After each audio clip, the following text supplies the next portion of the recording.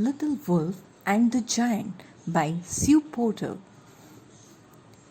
As Little Wolf was getting ready to visit his granny, he felt worried.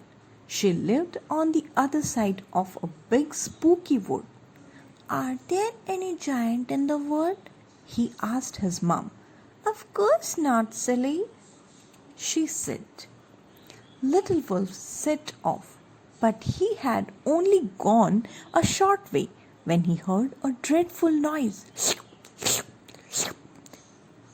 "I know there aren't any giants," he said aloud, but just in case, he speeded up and trotted along a much quicker pace. Suddenly, he saw a great big rock blocking the path. He didn't slow down at all, but sailed right over the top. "Crash!" "Ah!" cried the giant, who didn't notice the rock until he tripped over it. Little Wolf heard the crash. He didn't dare to look. He began to shake and started to run. Suddenly, he saw a great big hole right in his path. He didn't slow down at all, but sailed right over the top. "Crash!" "Ah!" cried the giant, who didn't notice the hole until he fell right into it. "Oh no!" shrieked Little Wolf as he heard the crash. "It is a giant!" He forced his legs to run faster. Suddenly he saw a rickety old bridge ahead. He didn't slow down at all, but sailed right over the top. Splash! "Ah!" cried the giant as the rickety old bridge broke under his weight. "Help! Help!" screamed Little Wolf as he heard the splash close behind him. He looked over his shoulder instead of where he was going, and he didn't see the fallen tree blocking the path. Crash! "Ah!"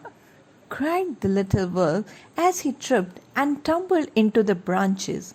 Although he struggled, he was tightly trapped. Then he heard the giant's footstep coming closer and closer. "Save me! Save me!" cried Little Wolf, but it was too late. A huge pair of hands grabbed him. "At last!" boomed the big voice of the giant. "I have been trying to catch up with you," explained the giant. "You dropped this cake right at the edge of the wood." Thank you," said the little wolf, who was still a bit scared. "I thought you were after me." "Everyone always thinks that," said the giant sadly. "I don't have any friends. I look so scary." "I will be your friend," replied Little Wolf. "Come and have tea at Granny's with me." "Yes, please," said the giant. "I'm so glad you're not scared of giants anymore." "But I am scared of witches," said the little wolf. "Do you think there are any witches in the woods?"